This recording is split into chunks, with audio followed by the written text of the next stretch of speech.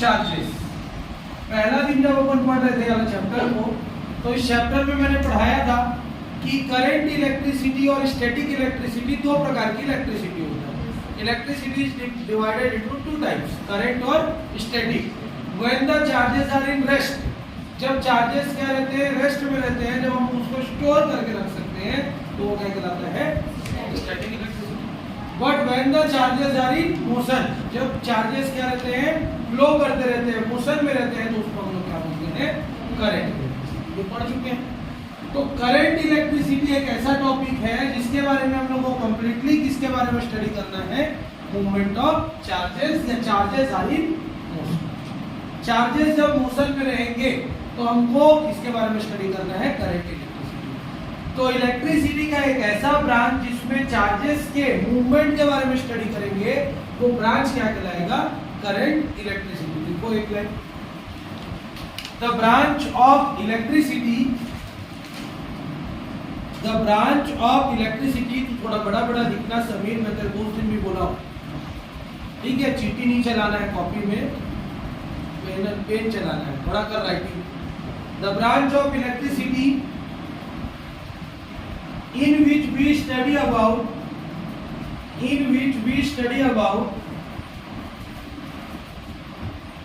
charges in motion, charges in motion। किसके बारे में स्टडी करते हैं, चार्जेस इन मोशन या मूवमेंट ऑफ चार्जेस के बारे में स्टडी करते हैं। अगर हम लोग चार्ज के मूवमेंट के बारे में स्टडी करते हैं तो वो टॉपिक क्या कहलाता है, current electricity. Charge in the sense what,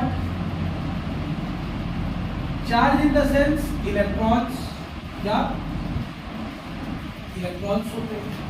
charge मतलब हम लोग क्या समझते हैं, इलेक्ट्रॉन समझते हैं कि अगर हमको इलेक्ट्रॉन की वैल्यू पता है कितनी होती है, 1.6 × 10⁻⁻19 कूलम।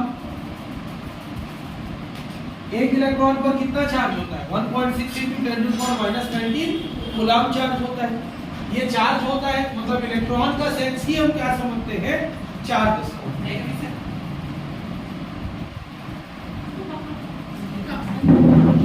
कहाँ पे बैठेगा तू, मेरे को ये बता, घूम तो घूम गया तू, मैं कर रहा हूँ, देखा ही नहीं।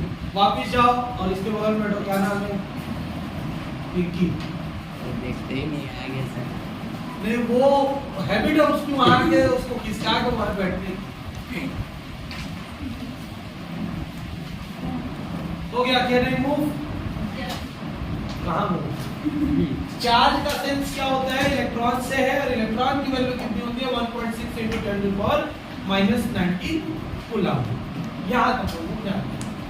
और अगर हम लोग चार्ज के मोशन के बारे में स्टडी कर रहे हैं, मतलब हम लोग किसके बारे में स्टडी करेंगे कि चार्ज एक प्लेस से दूसरे प्लेस में कैसे मूवमेंट होता है। हमको किसके बारे में स्टडी करना है कि चार्ज एक प्लेस से दूसरे प्लेस में कैसे मूव होता है। तो कल मैंने एक टॉपिक दिया था, हालांकि मेरे को विश्वास है आप लोग कोई नहीं पढ़े होंगे, चार्ज कैरियर्स। कल मैंने दो टॉपिक लिखवाया था, इलेक्ट्रिक करंट और चार्ज कैरियर्स। पढ़ क्या नहीं पढ़ा होगा, मेरे को विश्वास है, ठीक है, कोई बात नहीं, आप लोग बहुत इंटेलिजेंट है। चार्ज कैरियर्स क्या होता है, चार्ज कैरियर्स क्या होता है, अगर कोई सा भी गुड्स लेते हैं, जैसे अगर मान के चलो मैं दुकानदार हूँ और मेरे को कोई सा सामान रायपुर से मंगवाना है, तो रायपुर से अगर मेरे को सामान मंगवाना है तो मैं क्या करूँगा, एक ट्रक में डाल के मंगवाऊंगा या ट्रेन में डाल कर मंगवाऊंगा या बस में। जनरली हम लोग किसका यूज करते हैं आजकल, ट्रक्स का। बहुत सारे गुड्स कैरियर चल रहे हैं जो सामान को एक जगह से दूसरी जगह क्या करते हैं, पहुंचाने का काम करते हैं। कोरियर सर्विस भी बोल सकते हैं। छोटा छोटा सामान जो हम लोग पैकेट में डाल के भेज देते हैं, कोरियर। अगर बड़ा सामान को इधर से उधर सामान को लेके जाना है तो इसका उपयोग करते हैं कैरियर। उसके लिए वर्ड यूज होता है goods carrier. Carrier means anything which can take one object to the one place to another. एक जगह से दूसरी जगह अगर सामान को मूवमेंट करवाना है, चाहे किसी भी प्रकार का, तुमको बाइक को भी मूवमेंट करवाना है, तुम अगर रायपुर में कार को भी खरीदो और कार को तुमको चलाना नहीं आता है लेकिन तुमको शक्ति लेके आना है, तो तुम ट्रक में उसको डलवा के शक्ति ला सकते हो। अगर तुम्हारी गाड़ी कहीं पे खराब हो जाती है कार, तो टोइंग मैन आता है, टो करके ले जाता है। बिग सिटीज में अगर किनारे में गाड़ी को खड़े कर दे रहते हैं, पार्किंग नहीं रहता है, तो ट्रैफिक पुलिस वाले टो करके ले जाते हैं ना, फिर आके छुड़ाते रहना बोलते हैं। तो किसी भी सामान को एक जगह से दूसरी जगह लेके जाने के लिए किसका उपयोग किया जाता है? कैरियर। पुराने समय में साइकिल में चलाते थे, उसमें भी कैरियर होता है। कैरियर कैरियर किसको बोलते हैं? पीछे में जो बैठते हैं, यस चलाने वाला का तो सीट कहलाता है, और पीछे कैरियर लगा रहता है ना। कैरियर क्यों लगाता है? किसी को बैठाने के लिए थोड़ी लगा रहता है, सामान को रख के लेके जाने। क्लियर है? तो उसी तरीके से चार्ज कैरियर क्या होगा? चार्ज को एक पॉइंट से दूसरे पॉइंट तक लेके जाने वाले ऑब्जेक्ट का नाम क्या कहलाएगा? चार्ज कैरियर कहलाएगा। मतलब द थिंग और substance which help charge to flow from one point to another is called क्या? Charge carrier. समझ में आया कि नहीं आया? मेरे को ये बताओ। किसी भी सामान को एक जगह से दूसरी जगह लेके जाना है तो उसको कैरियर बोलते हैं। अभी हम लोग किसको लेके जाना चाह रहे हैं? चार्ज को। तो चार्ज को एक जगह से दूसरी जगह अगर मूव करवाना है तो जिस सब्सटेंस का या जिस ऑब्जेक्ट का यूज करेंगे वो सब्सटेंस या वो ऑब्जेक्ट क्या कहलाएगा? तुम्हारा चार्ज कैरियर कहलाएगा। क्लियर है कि नहीं? दोबारा भी पूछना कि क्लियर हुआ कि एक बार और बताओ। हो गया? चार्ज कैरियर हम लोग किसके किसके लिए पढ़ेंगे? सॉलिड, लिक्विड और गैस। तीनों के लिए हमको चार्ज कैरियर पढ़ना पड़ेगा, क्योंकि हमारा मैटर कितने पार्ट में डिवाइड होता है? 3 पार्ट में। करंट को हम लोग सॉलिड में फ्लो कर सकते हैं, लिक्विड में फ्लो कर सकते हैं, गैस में नहीं फ्लो कर सकते हैं। Gases are bad conductor of electricity. क्यों? अगर गैसेस गुड कंडक्टर हो जाएंगे तो we can not survive here now. Wire में करंट जा रहा है, अगर एटमॉस्फेयर गुड कंडक्टर बन गया तो वायर में करंट नहीं जाएगा, हवा में करंट जाएगा, और हवा में करंट जाएगा तो हम लोग सरवाइव नहीं कर पाएंगे, सभी लोग शॉर्ट सर्किट होकर खत्म हो जाएंगे। क्लियर हो गया? That's why gases are bad conductor of electricity. अब क्यों होते हैं बैड कंडक्टर? क्यों? लिख तो दिए gases are bad conductor of. Why? पहले ये पढ़ेंगे, ये दोनों तो इजी है। क्यों होते हैं? थोड़ी देर पहले केमिस्ट्री में मैं पढ़ाया था, तुम लोग भी जानते होंगे कि गैसेस किस फॉर्म में रहते हैं? आयंस के। हाँ, बैड कंडक्टर क्यों होते हैं?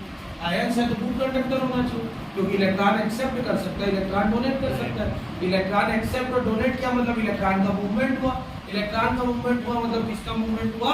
चार्ज का मूवमेंट हुआ। चार्ज का मूवमेंट मतलब कैरियर हो गया, तो गुड कंडक्टर होना चाहिए।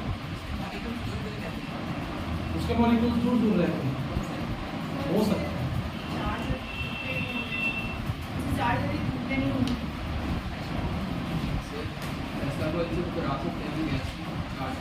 क्या? किससे? Tesla coil is another concept. वो एक्सेप्शन है कि टेस्ला कॉइल से अपन करंट फ्लो करवा सकते हैं। जनरल पॉसिबल नहीं है, मतलब जनरल कंडीशन पे नहीं है। वो स्पेसिफिक कंडीशन होता है कि जब हम डिस्चार्ज ट्यूब लें और उसमें टेस्ला कॉइल को यूज करें और उसमें करंट को फ्लो करें, ठीक है। लेकिन बिना टेस्ला कॉइल का अपन चार्ज क्या कहते हैं गैसेस में करंट फ्लो नहीं कर सकते। क्या कारण है?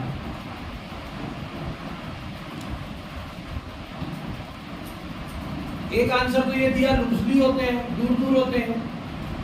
लिक्विड और सॉलिड के जो मॉलिक्यूल्स रहते हैं वो क्या रहते हैं? एक दूसरे से सटे हुए रहते हैं। इनमें कोहेसिव फोर्स ज्यादा रहता है, इनमें एडहेसिव फोर्स ज्यादा रहता है। लेकिन इसमें ना तो कोहेसिव लगता है ना तो एडहेसिव लगता है, क्योंकि मॉलिक्यूल्स इतने दूर में रहेंगे तो अपने एनर्जी को कैसे दूसरे को दे पाएंगे? एक आंसर तो हो गया, पास में जुड़े रहेंगे जब तो एनर्जी को देंगे। जब इतने इतने दूर में रहेंगे तो उनमें एनर्जी का क्या नहीं हो सकता?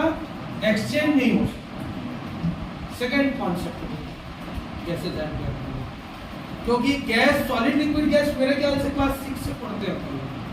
6 में स्टार्ट हो जाता है कि मैटर्स है ना, मैटर्स अराउंड अस करके 6 में चैप्टर आ जाता है कि मैटर को anything which occupy space and having mass is called matter.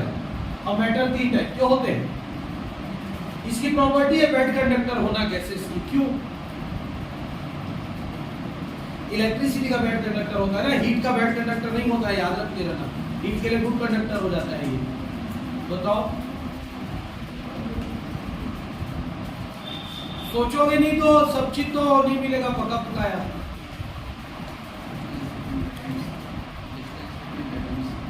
वो हो गया, वो आंसर दे दिया। एटम्स के बीच में डिस्टेंस होता है तो वो अपनी एनर्जी को क्या नहीं कर सकते, ट्रांसफर नहीं कर सकते, इसलिए बेड कंडक्टर। एक और रीजन, चलो इसको थोड़ी देर बाद पूछते, याद आ जाएगा तुमको इन दोनों को पढ़ाने के बाद। सॉलिड में जो चार्ज कैरियर्स होते हैं वो होते हैं इलेक्ट्रॉन्स या फ्री इलेक्ट्रॉन्स। क्या होते हैं?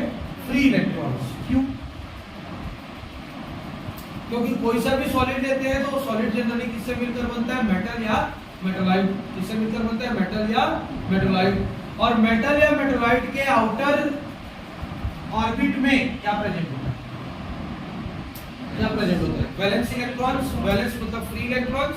फ्री इलेक्ट्रॉन मतलब आवारा इलेक्ट्रॉन। और आवारा इलेक्ट्रॉन क्या करेगा? घूमेगा, मूवमेंट करेगा। मूवमेंट करेगा, जब इलेक्ट्रॉन मूव करेगा तो पढ़ के इलेक्ट्रॉन ही एक प्रकार का क्या है? चार्ज है। एक इलेक्ट्रॉन बराबर इतना कूलम चार्ज होता है, तो इलेक्ट्रॉन मूवमेंट करेगा तो चार्ज फ्लो हो गया, और चार्ज फ्लो हुआ तो वो क्या कहलाएगा? सॉलिड में चार्ज कैरियर्स कहलाएगा। लिक्विड की बात करें तो अभी मैं पढ़ा के आया हूं, क्या पढ़ के आया है? इलेक्ट्रोलाइट। अभी पढ़ के आया इलेक्ट्रोलाइट। इलेक्ट्रोलाइट क्या करते हैं? आयंस में ब्रेक हो जाते हैं। कब ब्रेक होंगे? जब उसमें क्या फ्लो हो जाएगा? करंट। तो इलेक्ट्रोलाइट के कारण ही क्या होता है? लिक्विड में क्या फ्लो हो सकता है? चार्ज फ्लो हो सकता है। इलेक्ट्रोलाइट नहीं रहेगा तो चार्ज फ्लो, जैसे वाटर, अभी बता रहा था pure water is bad conductor of electricity. अब ऐसा नहीं कि पानी को छू के उसमें हाथ को घुसा दिए। जो हम लोग यहाँ घर में पानी रहता है उसमें सॉल्ट की मात्रा रहती है, ट्राई मत करना, don't try at your home. Distilled water की बात कर रहे हैं, ठीक है? एकदम शुद्ध पानी जिसमें एक भी सॉल्ट की मात्रा प्रेजेंट ना हो, उसको अगर टच करेंगे तो हमको उसमें करंट नहीं लगेगा। घर का पानी, बोर का पानी, तालाब का पानी, ये सब में सॉल्ट की मात्रा प्रेजेंट है। तो इसको यूज करोगे तो फिर अपना समझोगे। मैं नहीं समझ पाऊंगा ना, वीडियो से आपको कटा नहीं जा सकता, नहीं तो उसको काट भी देगा।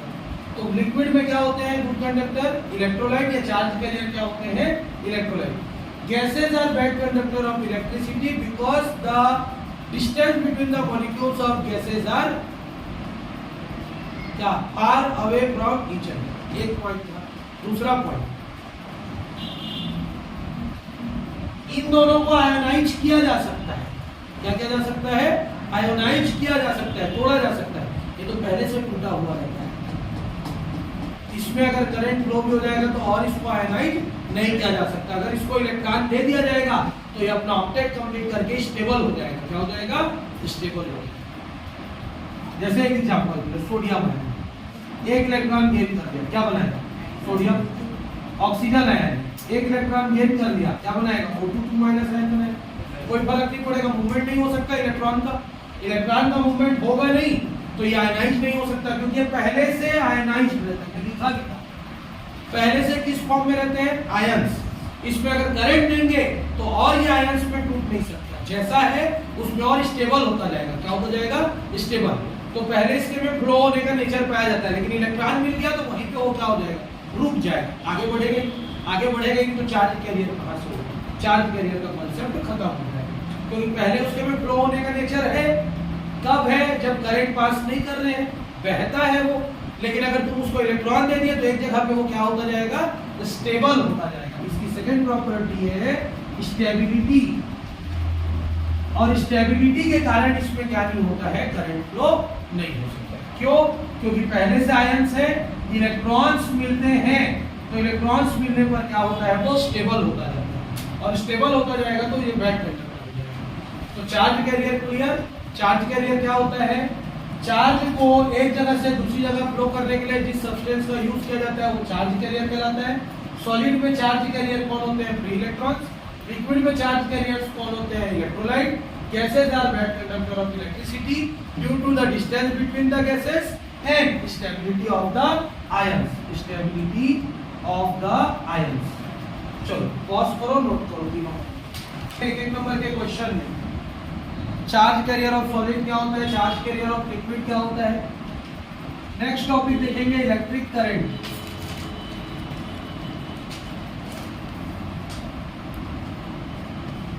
इलेक्ट्रिक करंट का टॉपिक फिजिक्स केमिस्ट्री दोनों में है। फिजिक्स में चैप्टर 3 में और केमिस्ट्री में भी चैप्टर 3 में ये टॉपिक है। ये चैप्टर लगभग 30% केमिस्ट्री में भी कवर किया जाता है, जैसे Ohm's law, Wheatstone bridge, conductance, equivalent conductance, specific conductance, molar conductance. तो ये फिजिक्स में भी और केमिस्ट्री में भी है, दोनों में लगभग चलता है। ठीक है, तो अच्छे से समझना, दोनों में काम आ जाएगा तुम लोगों का। इलेक्ट्रिक करंट क्या होता है, तो इलेक्ट्रिक करंट क्लास 10 से पढ़ते आते हैं। मेरे को प्रसाद, क्या नाम है, प्रशांत, प्रशांत याद आता है, अच्छा पढ़ता था पीछे साथ, प्रशांत भारद्वाज, ये प्रशांत भारद्वाज। बता what is electric current. Electricity का तो पता है, फ्लो ऑफ इलेक्ट्रॉन, क्या करंट पता है। तुषार बताएगा व्हाट इज इलेक्ट्रिक करंट। से electricity movement of electron,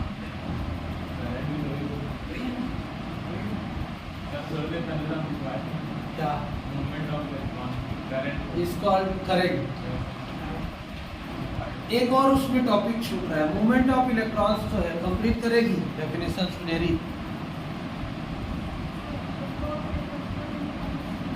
flow of electrons per unit time is called electric current. Flow of charge या flow of electrons, flow of charge per unit time, किसी भी conductor में एक particular time के लिए जितना क्या फ्लो किया जाता है, करंट फ्लो किया जाता है या चार्ज फ्लो किया जाता है, वो टाइम के रेस्पेक्ट में जितना चार्ज फ्लो किया गया वो क्या कहलाता है, हमारा करंट कहलाता है। मींस अगर मैं एक यहाँ पे इतना बड़ा कंडक्टर बना दूं, इस कंडक्टर में 5 मिनट के लिए मैंने अगर 10 कूलम का चार्ज फ्लो किया, 5 मिनट के लिए कितने कूलम का चार्ज फ्लो किया, 10 कूलम का चार्ज फ्लो किया, तो 10/5 × 60।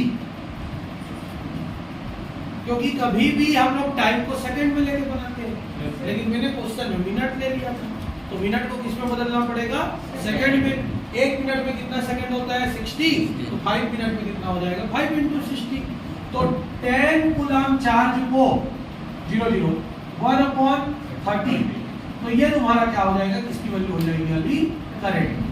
मतलब टाइम के रेस्पेक्ट में जितना हम लोग चार्ज को फ्लो करते हैं, तो flow of charge per unit time, particular time के अंदर जितना चार्ज फ्लो किया जाता है वो क्या कहलाता है, इलेक्ट्रिक करंट।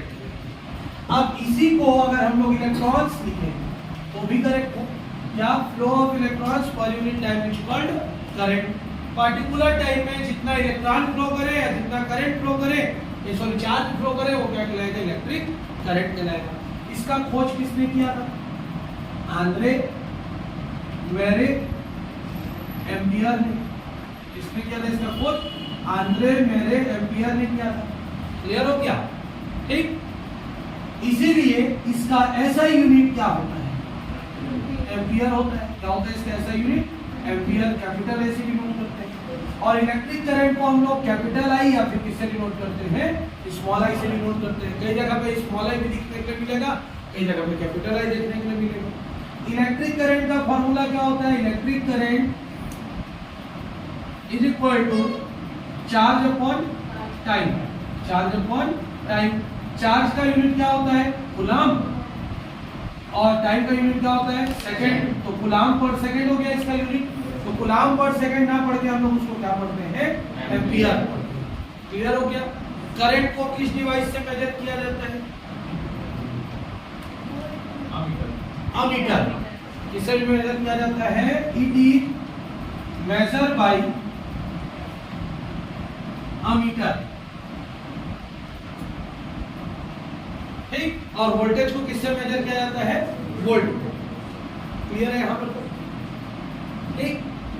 एक और चीज आता है, आगे पढ़ाएंगे चैप्टर 5 गैल्वेनोमीटर।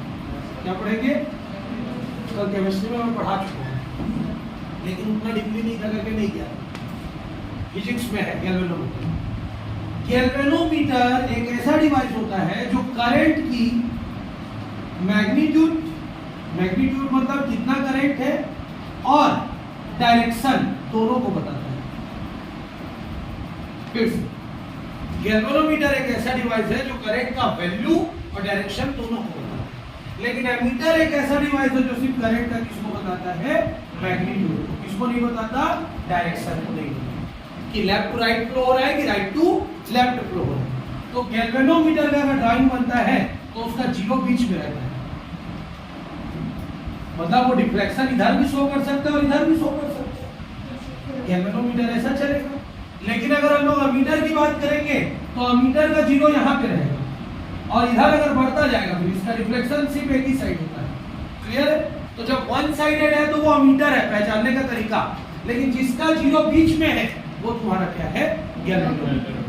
क्लियर हो गया? तो गैल्वेनोमीटर से आप उसका करंट का मैग्नीट्यूड और डायरेक्शन दोनों फाइंड कर सकते हैं, लेकिन अमीटर से सिर्फ उसकी क्या कैलकुलेट की जा सकती है, मैग्नीट्यूड। एक्सटर्नल आते हैं तो एक्सटर्नल का बेसिक क्वेश्चन ये रहता है कि अगर हम इस तरीके से बना दें और यहाँ B लिख दें, इस तरीके से बना दें और यहाँ A लिख दें, इस तरीके से बना दें और G लिख दें और इस तरीके से बना के अगर एरो कर दें तो ये तीनों तो पहचान में आ जाएगा। वोल्ट मीटर है, अमीटर है और गैल्वेनोमीटर है। ये क्या है,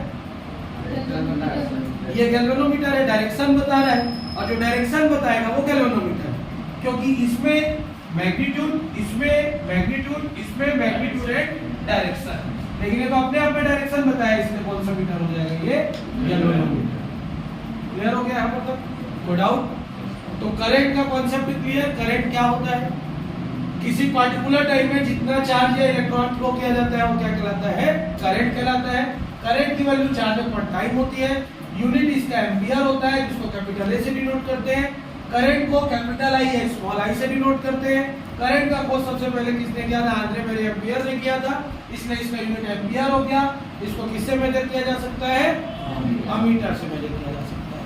और अमीटर सिर्फ करंट की किस चीज को बताता है, मैग्नीट्यूड को। अगर करंट का क्या निकालना है तुमको, डायरेक्शन भी निकालना है कि left to right current flow हुआ है, राइट टू लेफ्ट फ्लो हुआ, तो हम लोग किस डिवाइस का यूज करेंगे, galvanometer. Galvanometer is more sensitive then ammeter. Sensitive word मतलब क्या, सब चोक होता है। Sensitivity, sensitive, touch me not plant क्या होता है, नाजुक होता है।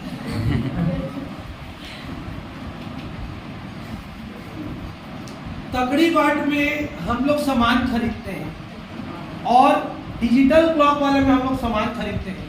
किसमें हमको परफेक्ट सामान मिलता है, गलत, तगड़ी बाट में।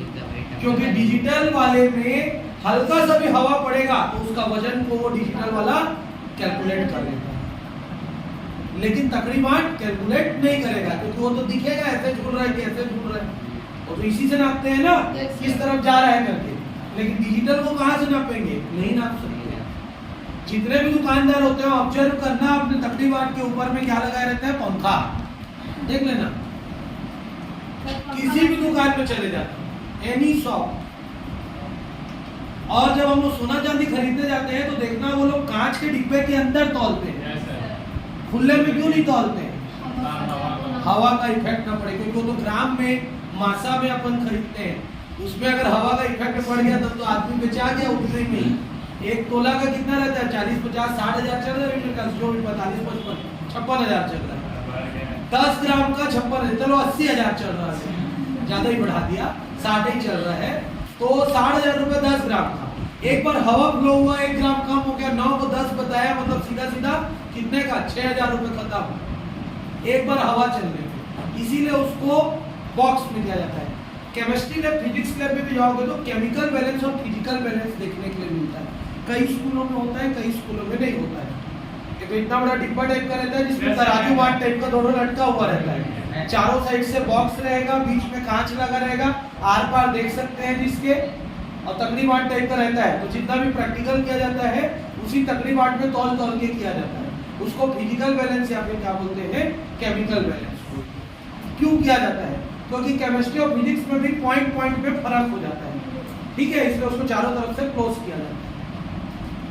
तो गैल्वेनोमीटर की सेंसिटिविटी मतलब होता है अमीटर बड़े से बड़े वैल्यू को मेजर कर सकता है, लेकिन गैल्वेनोमीटर छोटे से छोटे वैल्यू को, मतलब ये एम्पियर में ही मेजर करेगा, ये माइक्रो एम्पियर और मिली एम्पियर में भी मेजर करता है। किसमें मेजर करता है? माइक्रो और milli. 1 micro ampere is equal to 10 to the power -6 ampere, 1 milli ampere is equal to 10 to the power -10 ampere. बहुत छोटा होगा, इतना करंट को ये तो मेजर नहीं कर सकता, ये तो 1 एम्पियर 2 एम्पियर 3 एम्पियर 4 एम्पियर, लेकिन हम तो माइक्रो और मिली बोल रहे हैं। मतलब एक छोटा सा अगर पत्थर को रगड़ते हैं तो उससे भी चिंगारी निकलती है, चिंगारी निकल रही है, मतलब ये भी एक प्रकार का क्या है? फ्रिक्शनल करंट है।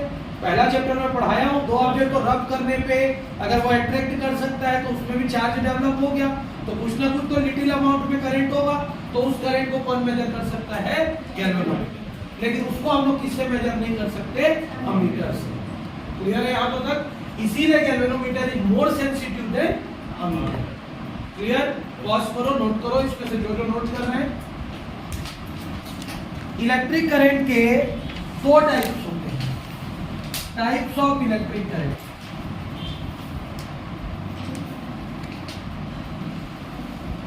पहला जो टाइप होता है वो होता है डायरेक्ट करंट, इतना नहीं पहले समझ लेना, डायरेक्ट करंट। और दूसरा जो टाइप होता है वो होता है अल्टरनेटिंग करंट। क्या होता है? Alternating current. ठीक है, डायरेक्ट करंट मतलब एक ऐसा करंट जिसका मैग्नीट्यूड और डायरेक्शन दोनों टाइम के रेस्पेक्ट में चेंज नहीं होता। एक ऐसा करंट जिसका मैग्नीट्यूड और डायरेक्शन दोनों टाइम के रेस्पेक्ट में चेंज नहीं होता, वो करंट क्या कहलाता है? Direct current. अल्टरनेटिंग करंट क्या होता है? एक ऐसा करंट जिसका मैग्नीट्यूड और डायरेक्शन, मैग्नीट्यूड एंड डायरेक्शन दोनों टाइम के रेस्पेक्ट में क्या होता है? चेंज होता है, वो तुम्हारा क्या कहलाता है? लेकिन ये इनकम्प्लीट होगा। मैग्नीट्यूड टाइम के रेस्पेक्ट में चेंज भी हो सकता है और नहीं भी हो सकता है। सॉरी, मैग्नीट्यूड तो चेंज होगा, डायरेक्शन टाइम के रेस्पेक्ट में चेंज हो भी सकता है और नहीं भी हो सकता है, वो तुम्हारा क्या कहलाएगा? अल्टरनेटिव। अभी तक का जो पढ़ते आए थे वो ऐसे ही पढ़े थे, मैग्नीट्यूड और डायरेक्शन टाइम के रेस्पेक्ट में चेंज नहीं होता तो डायरेक्ट है, चेंज हो जाता है तो अल्टरनेटिव। लेकिन अल्टरनेटिव फिर ब्रेक होता है। कैसे ब्रेक होगा? पहला अल्टरनेटिंग करंट, दूसरा वेरिंग करंट। दूसरा क्या हो जाता है? Varying current. ये नया करंट लगेगा तो बहुत झटका। वेरिंग करंट क्या होगा? जिसका सिर्फ क्या चेंज होगा?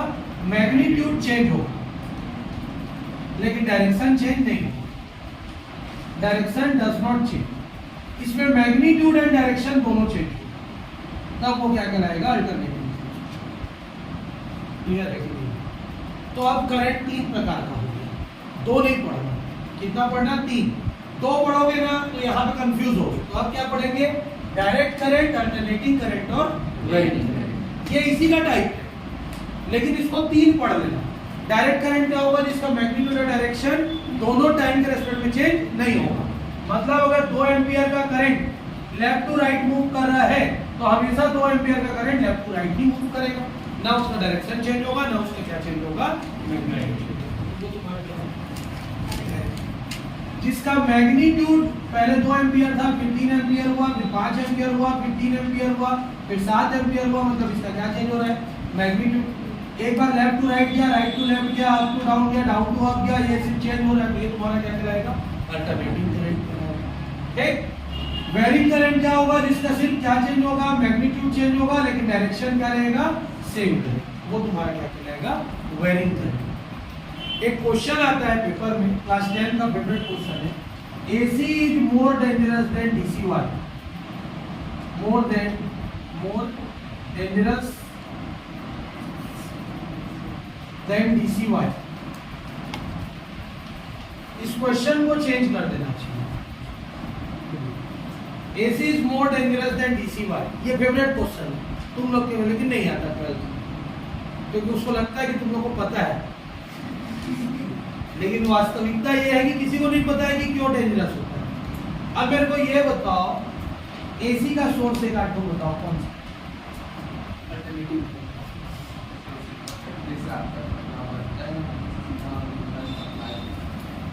डायरेक्ट नहीं आता,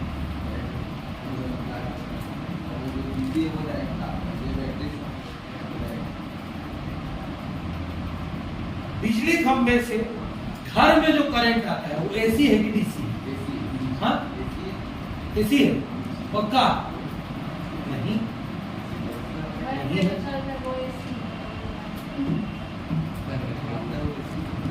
एसी है, डीसी है। लेकिन घर में जो चल रहा है वो एसी हो गया ना, डिमांड चालू रखते हैं। मेरा रुचि बता, हर घर को कितना एम्पियर की जरूरत पड़ती है? मैक्सिमम 2 से 5। घरों, फैक्ट्री में 5 से, शॉप में 5 से 10 और फैक्ट्री में 10 एम्पियर से 100 एम्पियर। ये फिक्स्ड है। हर घर में कितना एम्पियर का करंट जा रहा है? 2 से 5। एसी हुआ तो डीसी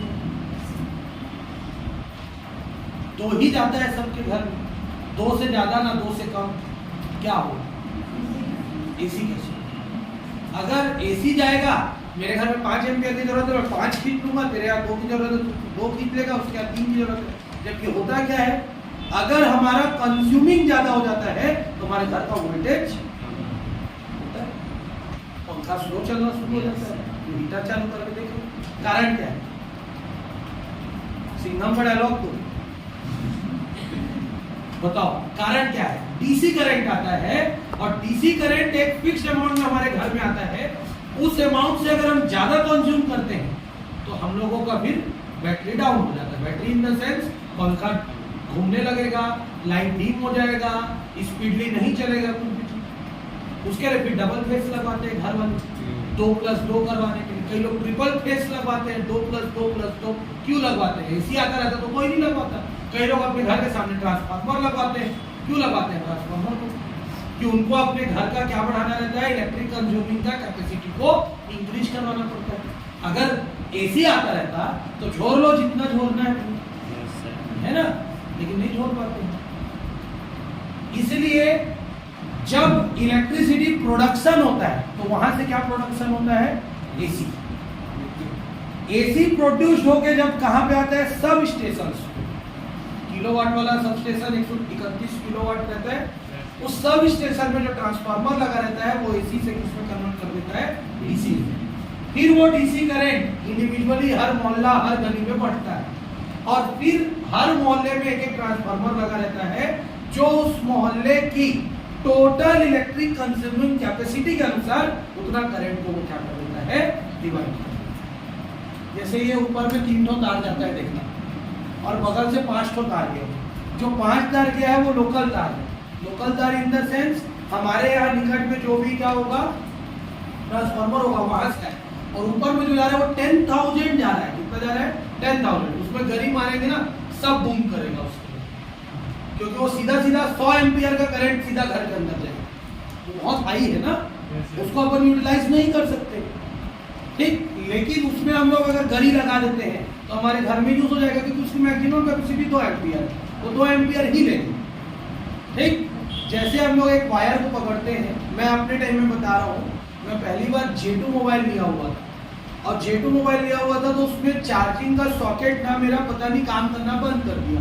तो मैं क्या किया, खराब हो गया कहते कच्ची से काट दिया उसको चार्जर और छीला उसको और सीधा लगाया और बटन को किया, बूम किया J2। पहली बार अपनी लाइफ में J2 का मोबाइल खरीदा था और मेरे ख्याल से 13 दिन या 14 दिन हुआ होगा, उड़ा दिया। अरे उस टाइम पे दिमाग ही नहीं था कि एडेप्टर की भी जरूरत होती है। What is the importance of adapter? Adapter में ट्रांसफार्मर लगा होता है जो मोबाइल को उतना ही करंट देता है जितना मोबाइल को जरूरत है, और हम डायरेक्ट दे देंगे तो वो एसी नहीं हुआ ना। फिर क्या हुआ? इसमें जितना करंट आएगा वो सब डीसी है, 2 एम्पियर का ही करंट आएगा सबके पास। वो हर एप्लायंसेस में क्या लगा होता है? ट्रांसफार्मर, जो उसकी कैपेसिटी के अनुसार करंट को क्या करता है? कम या ज्यादा। जैसे टीवी है, फ्रिज है, कूलर है, एसी है, जो भी चीज अप्लायंसेस अपन यूज करते हैं उन सब में ट्रांसफार्मर लगा रहता है। वो ट्रांसफार्मर उसकी कैपेबिलिटी के अनुसार करंट को कम या ज्यादा कर लेता है। करंट कम आ रहा है, एसी को ज्यादा चाहिए, डबल फेज से जोड़ना पड़ेगा, सिंगल फेज नहीं उठाता कई बार एसी।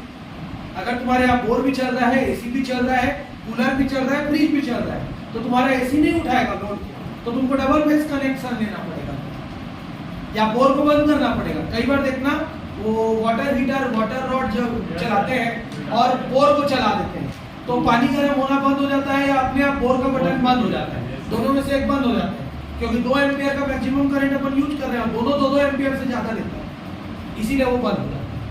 ठीक, अब इस डिस्कशन को क्लोज करते हैं। डायरेक्ट करंट क्या होता है? मैग्नीट्यूड और डायरेक्शन दोनों चेंज नहीं होगा तो डायरेक्ट, मैग्नीट्यूड और डायरेक्शन दोनों चेंज होगा तो एसी, और सिर्फ मैग्नीट्यूड चेंज होगा और डायरेक्शन चेंज नहीं होगा तो क्या कहलाएगा? वायरिंग। वायरिंग का यूज क्या है? घर में जो यूज होता है वो वायरिंग करंट है, वो अल्टरनेटिंग करंट नहीं है। अल्टरनेटिंग करंट का एक टाइप, क्यों?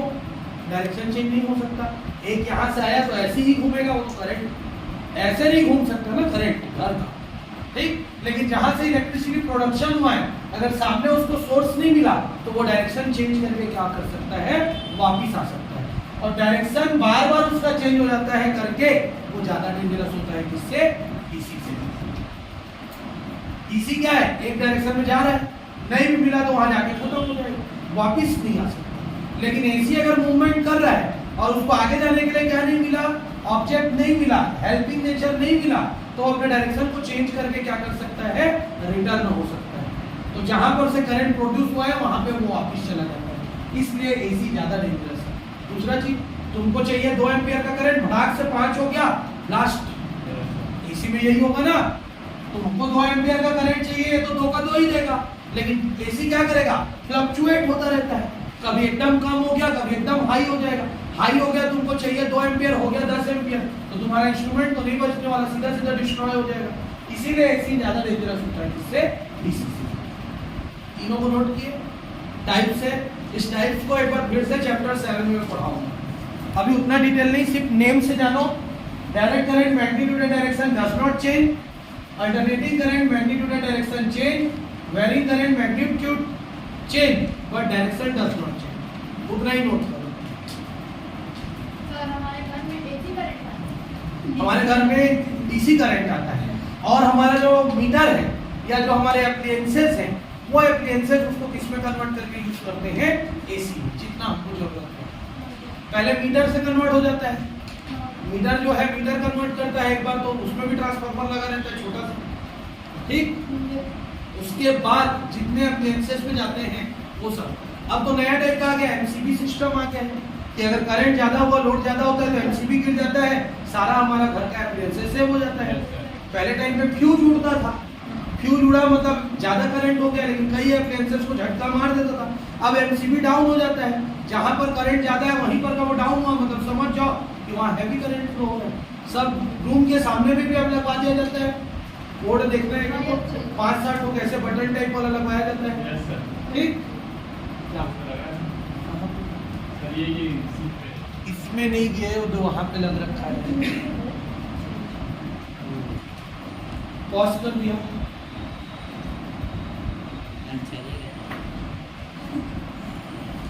क्लियर यहाँ पर तक?